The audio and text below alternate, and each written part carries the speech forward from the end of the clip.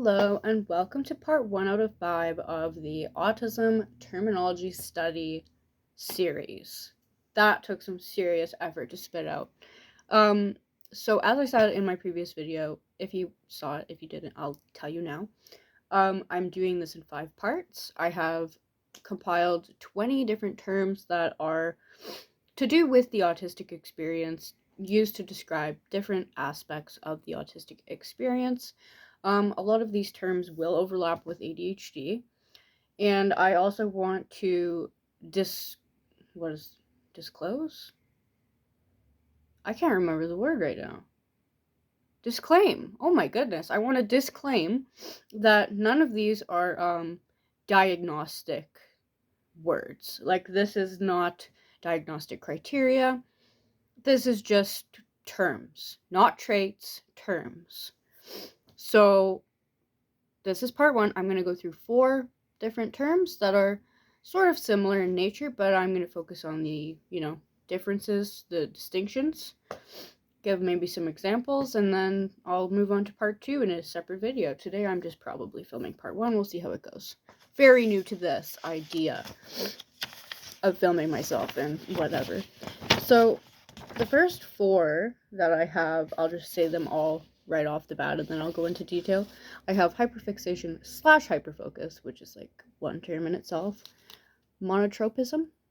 I hope I'm pronouncing that right. Perseveration and special interest. So those are all very like tunnel vision-y things, which is why I have grouped them together. And I think a lot of people already kind of know what a hyperfixation is, but what I have for my notes is hyperfixation is fueled by an intense passion or interest in the activity. In contrast, hyperfocus is task-driven and often accompanied by clear goals and a strong sense of direction. So there's a lot of autism, ADHD stuff going on there, and it's almost like impossible to differentiate with this particular term.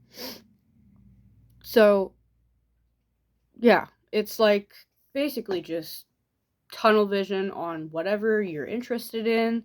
You can get stuck doing it for hours. I think I should probably just move on to the other terms, and then it'll start to like kind of contextualize itself. So the second one, what did I say? Monotropism. That is like monotropic. It stems from the word monotropic, obviously. My notes for that: monotropism is an individual's tendency to focus their attention on a small or singular number of interests at any time, neglecting or not perceiving lesser interests. So you see how that is very similar to hyperfixation / hyperfocus.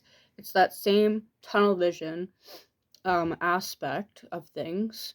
It's almost like you forget everything else exists. That is sort of the specific reason for this term's existence, is that it's essentially the most like the word for tunnel vision of all of these things. And again, I think I should just keep going through the terms, and they'll continue to like, you'll see how they relate to each other and how they don't. So perseveration, which kind of like derives from the word persevere, which it's because you persist, you persevere on something. It says perseveration is the continuation or recurrence of an experience or activity without the appropriate stimulus.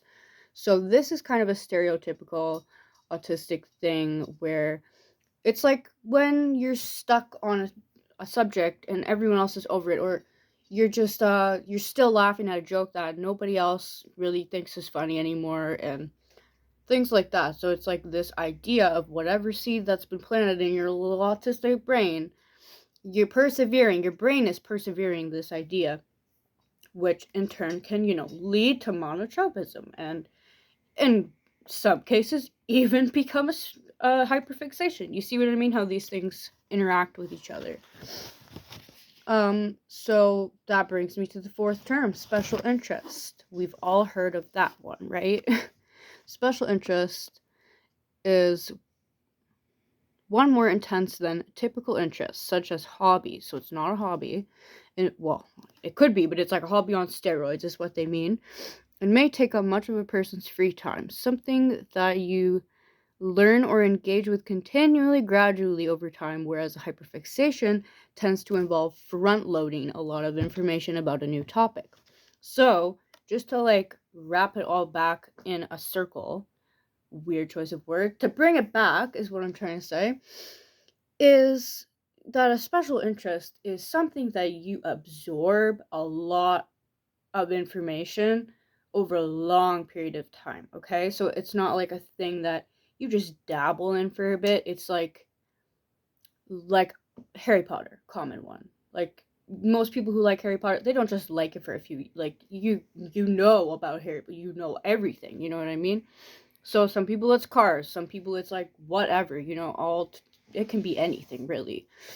But the distinction that is important here, just to wrap up the whole video now, is that a hyperfixation is different from a special interest in that I think front loading was a good way to put it. It can just be a thing that takes over your mind for the whole day, maybe, or like more short term, essentially. And